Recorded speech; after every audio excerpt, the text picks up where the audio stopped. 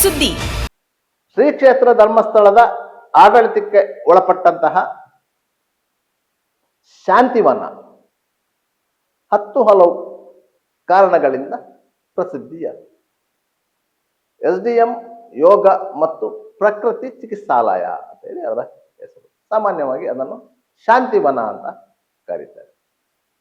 ಈ ಶಾಂತಿವನದ ಎದುರು ಭಾಗದಲ್ಲಿಯೇ 2012 October 9ರಂದು SDM ಕಾಲೇಜಿನ ವಿದ್ಯಾರ್ಥಿನಿ ಸೌಜನ್ಯಳ ಹತ್ಯೆ.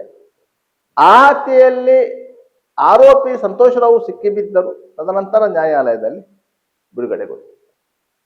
ಆ ಪ್ರಕರಣದ ವಿಚಾರಣೆಯ ಸಂದರ್ಭದಲ್ಲಿ ಬಹುದೊಡ್ಡ ಸುದ್ದಿ ಆದದ್ದು CCTVಯ ವಿಚಾರ. 2012ರಲ್ಲಿ ಶಾಂತಿವನದ ಗೇಟಿನಲ್ಲಿ CCTV ಇರಲಿಲ್ಲ.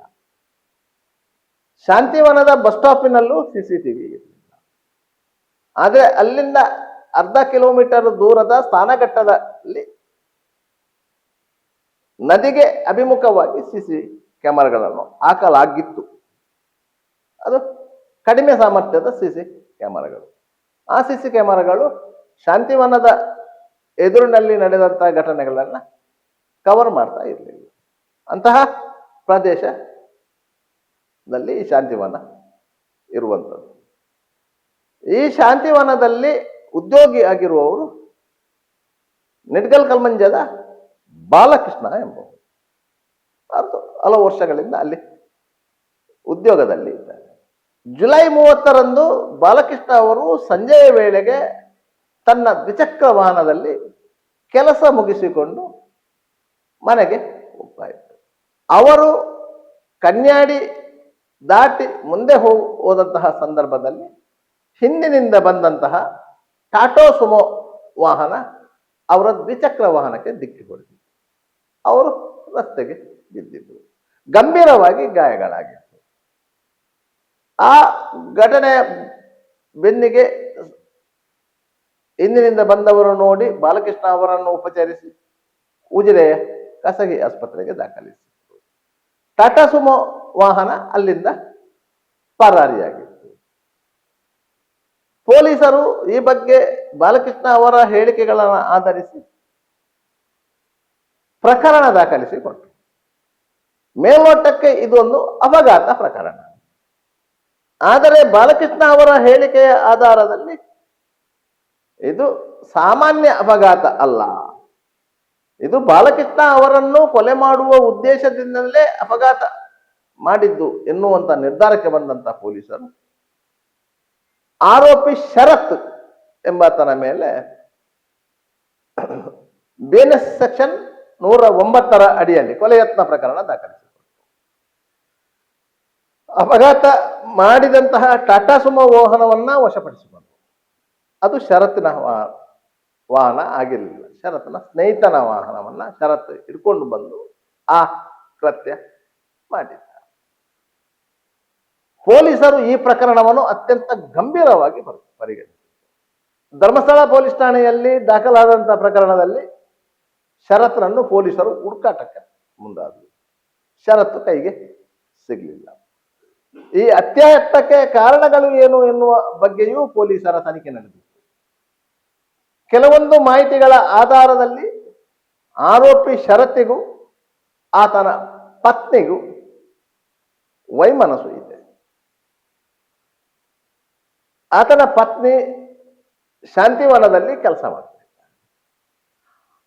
ಅವರಿಬ್ಬರ ಮಧ್ಯೆ ವೈಮನಸ್ಸು ಮೂಡಲು ಬಾಲಕೃಷ್ಣರೇ ಕಾರಣ ಎನ್ನುವುದು ಶರತ್ನ ಅನುಮಾನ.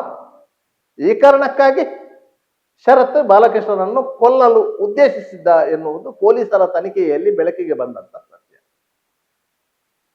ಸುಮಾರು 20 ದಿನಗಳ ಕಾಲ ಪೊಲೀಸರು ಶರತ್ನನ್ನು ಬೆನ್ನಟ್ಟಿದ್ರು. ಕೊನೆಗೆ ಶರತ್ ತನ್ನ ಸ್ನೇಹಿತರ ನೆರವಿನಿಂದ ಸುಬ್ರಹ್ಮಣ್ಯದಲ್ಲಿದ್ದಾನೆಂತ ಮಾಹಿತಿಯನ್ನು ಪಡೆದುಕೊಂಡು ಪೊಲೀಸರು ಸುಬ್ರಹ್ಮಣ್ಯದಿಂದ ಶರತ್ತನ್ನು ಎತ್ತಾಕಿಕೊಂಡು ಬಂದು ನ್ಯಾಯಾಲಯಕ್ಕೆ ಹಾಜರುಪಡಿಸಿದರೆ ಶರತ್ ಸದ್ಯಕ್ಕೆ ಜೈಲಿಗೆ ಹೋಗಿದ್ದಾನೆ. ಈ ಘಟನೆ ಯಾಕೆ ಪ್ರಾಮುಖ್ಯತೆ ಪಡೀತದೆ ಅಂತ ಹೇಳಿದ್ರೆ, ಪ್ರಸ್ತುತ ಸುಪ್ರೀಂ ಕೋರ್ಟಿನಲ್ಲಿ ಮರು ತನಿಖೆಯ ಅರ್ಜಿ ಪೆಂಡಿಂಗ್ ಇದೆ. ಕುಸುಮಾವತಿ ಅವರು ಸೌಜನ್ಯ ಪ್ರಕರಣವನ್ನು ಮರು ತನಿಖೆ ಮಾಡಬೇಕು ಅಂತ ಹೇಳಿ ಕೇಳಿದ್ದಾರೆ. ಒಂದು ವೇಳೆ ಸುಪ್ರೀಂ ಕೋರ್ಟ್ ಆ ಅರ್ಜಿಯನ್ನು ಪುರಸ್ಕರಿಸಿದರೆ ಯಾವುದಾದರೂ ತನಿಖಾ ಸಂಸ್ಥೆ ಅಥವಾ ಸ್ಪೆಷಲ್ ಇನ್ವೆಸ್ಟಿಗೇಷನ್ ಟೀಮು ಆ ಪ್ರಕರಣವನ್ನ ತನಿಖೆಗೆ ಕೈಗೆತ್ತಿಕೊಳ್ಳುತ್ತೆ. ಆಗ ಪುನಃ ಪ್ರಾಮುಖ್ಯತೆ ಪಡೆದು ಇದೇ ಶಾಂತಿವನ ಪರಿಸರ, ಆಗ ಇದ್ದಂತಹ ಬಸ್ ಸ್ಟ್ಯಾಂಡು ಈಗ ಇಲ್ಲ. ರಸ್ತೆ ಅಗಲೀಕರಣದ ಸಂದರ್ಭದಲ್ಲಿ ಬಸ್ ಸ್ಟ್ಯಾಂಡ್ ಅನ್ನು ಡೆಮಾಲಿಷ್ ಮಾಡಿದೆ. ಆಗ ಇದ್ದಂತಹ ಶಾಂತಿವನ ಈಗಲೂ ಇದೆ. ಶಾಂತಿವನದ ಗೇಟಿನಲ್ಲಿ ಸಿಸಿ ಕ್ಯಾಮೆರಾಗಳೂ ಇವೆ. ಆದ್ರೆ ಆ ಸಿಸಿ ಕ್ಯಾಮೆರಾವನ್ನು ಅಲ್ಲಿ ಇನ್ಸ್ಟಾಲ್ ಮಾಡಿರುವುದು 2014ರಲ್ಲಿ ಪೊಲೀಸರು ಧರ್ಮಸ್ಥಳದ ಆಡಳಿತ ಮಂಡಳಿಗೆ ನೋಟಿಸ್ ಕೊಟ್ಟ ಬಳಿಕ. ಆದ್ದರಿಂದ ಅಲ್ಲಿ ಸಿಸಿ ಕ್ಯಾಮೆರಾ ಇತ್ತ ಇಲ್ವಾ ಎನ್ನುವ ಪ್ರಶ್ನೆ ಬಂದಾಗ ಶಾಂತಿವನದಲ್ಲಿ ಕೆಲಸ ಮಾಡುತ್ತಿರುವಂತಹ ಬಾಲಕೃಷ್ಣರು ಪ್ರಾಮುಖ್ಯತೆಯನ್ನು ಪಡೀತಾರೆ, ಅವರ ಹೇಳಿಕೆ ಪ್ರಾಮುಖ್ಯತೆಯನ್ನು ಪಡೀತದೆ. ಈ ಕಾರಣಕ್ಕಾಗಿಯೇ ಬಾಲಕೃಷ್ಣರ ಹತ್ಯೆಗೆ ಸಂಚು ನಡೆಯಿತಾ ಎನ್ನುವಂತಹ ಸಂಶಯಗಳು ಇವೆ. ಯಾಕಂತ ಹೇಳಿದ್ರೆ ಸೌಜನ್ಯ ಪ್ರಕರಣದಲ್ಲಿ ಏಕೈಕ ಪ್ರತ್ಯಕ್ಷದರ್ಶಿ ಸಾಕ್ಷಿಯಾಗಿದ್ದವರು ಹರೀಶ್ ಮಡಿವಾಳ, ಧರ್ಮಸ್ಥಳದ ಅನ್ನಛತ್ರದಲ್ಲಿ ಕೆಲಸ ಮಾಡ್ತಾ ಇದ್ದವರು. ಅವರು ಬೈಕಿನಲ್ಲಿ ಧರ್ಮಸ್ಥಳದಿಂದ ಉಜಿರೆಗೆ ಬರುವಂತ ಹಾದಿಯಲ್ಲಿ ಇದೇ ಶಾಂತಿವನ ಬಸ್ ಸ್ಟಾಪಿನ ಎದುರು ಮರದ ಬುಡದಲ್ಲಿ ಸೌಜನ್ಯ ಮತ್ತು ಸಂತೋಷ್ ರಾವ್ ನಿಂತು ಮಾತನಾಡಿದ್ದನ್ನು ನೋಡಿದವರು. ಆ ಸಂದರ್ಭದಲ್ಲಿ ಅವರು ಸೌಜನ್ಯ ಹತ್ರ ಮಾತನಾಡಿಯೂ ಇದ್ದರು. ಅಂತಹ ಹರೀಶ್ ಮಡಿವಾಳ ಅವರನ್ನ ಇದೇ ರೀತಿ ಬೈಕ್ನಲ್ಲಿ ಬರುತ್ತಿದ್ದಾಗ ಆಕ್ಸಿಡೆಂಟ್ ಮಾಡಲಾಗಿತ್ತು. ತದನಂತರ ಅವರು ಸ್ವಯಂ ಆಗಿ ಆಕ್ಸಿಡೆಂಟ್ಗೆ ಒಳಗಾದರು ಎನ್ನುವಂತ ಮಾತುಗಳು ಬಂತು. ಅಂತೂ ಇಂತೂ ಹರೀಶ್ ಮಡಿವಾಳ ಆ ಪ್ರಕರಣದಲ್ಲಿ ಸಾಕ್ಷಿ ಹೇಳಲಿಕ್ಕೆ ಜೀವಂತ ಇರಲಿಲ್ಲ.